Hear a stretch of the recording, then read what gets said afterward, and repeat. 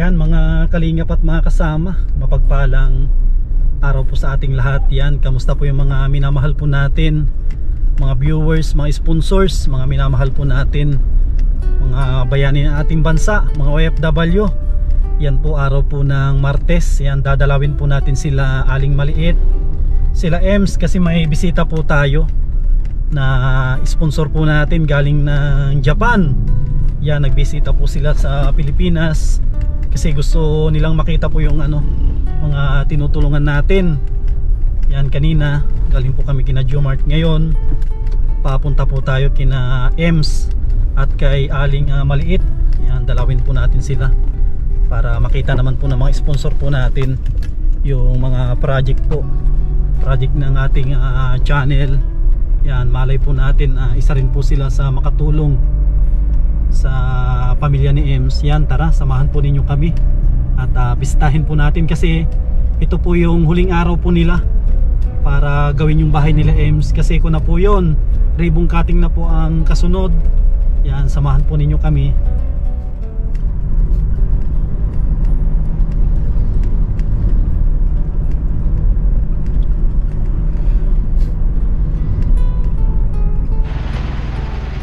Yan mga kasama, samay natin si Mami Maria. Ito po yung ma'am, pabahay din po natin kay Ems, kay Aling Maliit. Yan yan si Ems, yan po. Yan, pasok. Yung anak niya yung si oh, yung maliit, yung bibo. Pang dalaga pa. Oh, mukhang dalaga pa daw si Ems. Ilang taon na siya? 24 lang. 24. Laking babae, no? Oo. Ang dalaga pa. Okay. Ito na kasi po yung ma'am, huling araw na nagtrabaho po sila dito sa bahay nila Ems. Pasok po kayo, tignan po ninyo yung bahay nila. Malinis ko lang din po. Sama natin si Kuya Trophy para makita niyo yung pabahay natin. Yan, sige, pasok po kayo. Ready for ribbon cutting na po ito. Sukin natin. Ay, grabe, ang ganda oh. Ma'am, ano po yung masasabi nyo dito sa pang 8 po natin na pabahay? Hindi talaga itong bahay kasi dito sa ang ganda din yung CR kasi nandiyan na. Kanina nilang bahay. Yan ang dati po nilang bahay, ma'am. Tignan po ninyo. At least na meron na silang sarili. At ang tantaan dyan na yung CR. Grabe no, ang ganda ng bahay, no? Yayamanin, no? Grabe yung bahay, ang ganda, oh. Ilang pasahan. Oo. Matibay na ito kahit anong bagong darating kasi tignan mo yung isang niya. Tapos ano? Ay, yung bubong. Bakal? Bakal. Grabe, ang ganda. Mga kasama, oh. Ay, grabe. Pahaba. Pahaba. Sa akin, patayo ang ginawa nila. Pero maganda talagang tignan, pahaba. Oo, pahaba. Yan, oh. Ganda. Pabahay na ito. Ganda. Ang linis. Parang hindi naman nila tinatapakan. Parang ayaw na madumihan. Oo, grabe yung tiles, no? Pinunasan ko po kanina. Parang ayaw na madumihan po yung bahay. Ganito rin po yung pintura. Kina Jomart, pati ano. Magkakaroon din ganito. Pasama, no? Sila po magawa? Hindi, tatay niya. Isa rin sa naggagawa dito. Ipinasyal ko sila dito para makita nila yung mga pabahay natin, kasi isa rin sila sa sponsor doon kina Jomart, para makita nila ito. Kung nag-umpisa sana tayo ng budget nito kagaya kay Jomart, ganito rin yung kay Jomart, kaso nag-start tayo, sila yung pinakauna nag-sponsor kina Jomart dun sa yung sa bahay nila. Pero kung nag-start kami kagaya nito ng budget, ganito rin siya kasi ko na ito asa 310, yung kay Jomart asa mga 220. Mas mataas na ito ng isang 100,000. Pinagawa ko sa Tarlac mga nasa almost 4 na. May second floor yun. May second floor, may low. 300 something din yun. May pinagawa din si Mami Sa Tarlac. Tarlac din. sa mga ITAS. Tapos yun, may second floor yun. May second floor, grabe no? Ang laki nun, malaki. May second floor, may low. Bumigay din ako doon ng mga solar. Ha? Ito yung naging project mo, wala. Ganda. May kambal ito din doon sa ano, yung sa Oliba. May kambal ito na bahay. Imagine po ninyo Parang hindi yan natitirahan eh. Tingnan na oh, sabi ni ma'am, parang titignan na daw, hindi daw titirahan, sobrang linis. Kasi mapalinis, kita nyo yung luma nilang bahay, talagang mapalinis sila kahit ganun yung bahay nila. Talagang nilinisan. Pagkatapos pa lang po ng mga nagtatrabaho, naglinis na po agad ako. Mapalinis sila sa bahay. Ano po ng gamit, konti na lang po yung lilinisin po. Yan po. Grabe, ang ganda. Katulad ng lagi ko sinasabi, lagi kayo magpasalamat kay Lord na si Kuya Sam Ashley na kumbaga na-meet niya kayo, pinadaan kay Kuya Sam yung blessings. Grabe, ang ganda. Is meron na kayo sarili niyong bahay. Dati pag tuwing may bagyo, sila ang nag-evacuate lang dito. Kami lang po yung tubo po yung bahay. Pag ano po, nag-evacuate po kami kasi nababasa po kami sa loob. Tapos inabot po kami ng tubig. hanggang CR po namin. Kasi po, ito po yung umahanan po na baha po yan dyan. At least ano na siya oh. Ngayon po, Talagang hindi na ito bahay. Oo. safe na po. Opo. Eh, malapit po kami sa Palayan din Palay. yan. Hanggang lang doon lang naman yung ang CR nila kasi nasa baba kaya inaabot. Pero itong taas hindi na.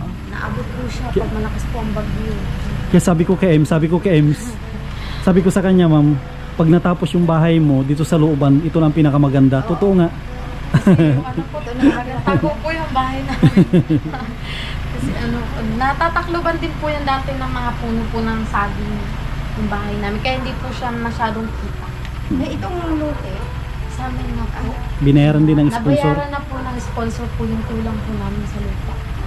Kasi kalahati pa lang po yung nabibigay po dito.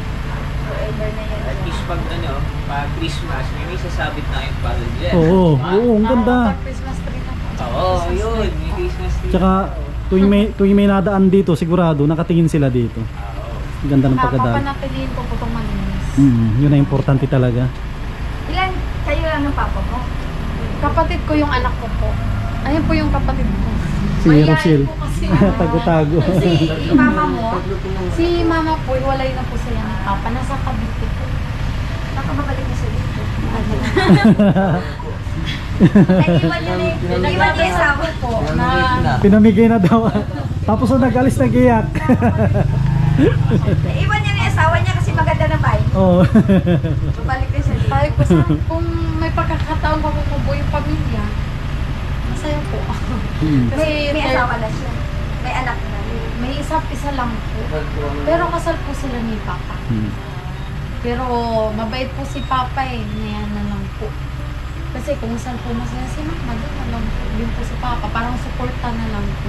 Kahit kami pong mga anak, suporta na lang din po kami. Kahit maaga po kami namulat sa sa watak-watak na pamilya. Kasi 13 anos po kami. Tapos 14 anos nga po, nagtrabaho na po ako agad. Kaya ngayon lang po ako nag-aral. Late na po, nag-aalis.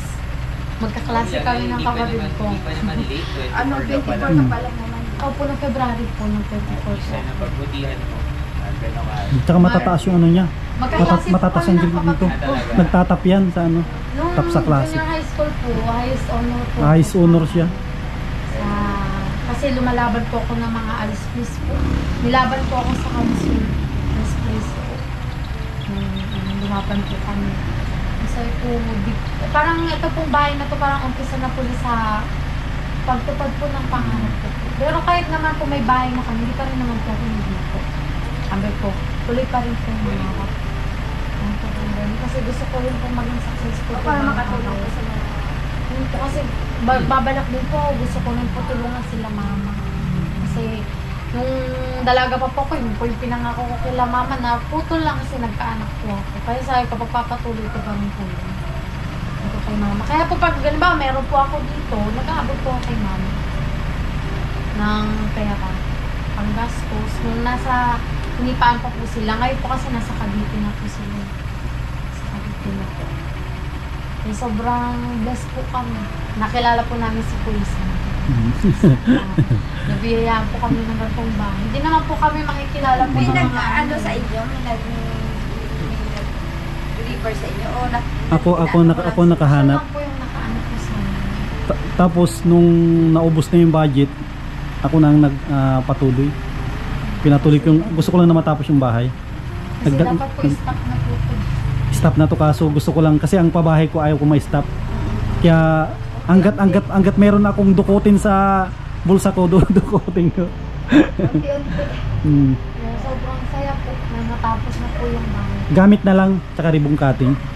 Turnover na ito yung bahay po nila. Pero ano po, ginagawa ko lang po itong bahay, nag-unti-unti na rin po ako ng Nag-iipon gamit. Kasi gusto ko po na pagka ano po, hindi ko na rin po asa po lahat po sa sponsor yung gamit ko namin. At least kahit po ba paano, napupundar dito ako ng bahay. Siyempre, pag meron kang ganyan, ano kayo yung kursi dito? Siyempre, kung anong gusto mong bili na gamit. Kaya nag-unti-unti po ako, marami na rin po ako natin. Kasi ano, nag-negosyo naman na po ako. Kaya sobrang... Ano yung negosyo mo? Nagtitinda po ng mga gamit. Ngayon po ano, yung binigay po sa akin na... Ano, Ni Ma'am Lina Barbosi. yung katrabaho ko po sa ano... May internet dito? Wala po kaming signal. Pero mayroon na. Pero pwede magpa-ano. Opo, mayroon na ma'am. Oo, may linya. May linya na yan. Naki-wifi po kami pag ano, ba may mga assignment, ganun. Minsan po load, kaso mahina lang po yung signal dito. Kaya sobrang hirap din. Yan po, may pahabol. Salamat po. Sige. Ayan, sige ma'am, thank you po. Tatalo sa budget. Yun, thank you ma'am, thank you po. Salamat ma'am. Sige. Ingat po kayo. Salamat po. Sige.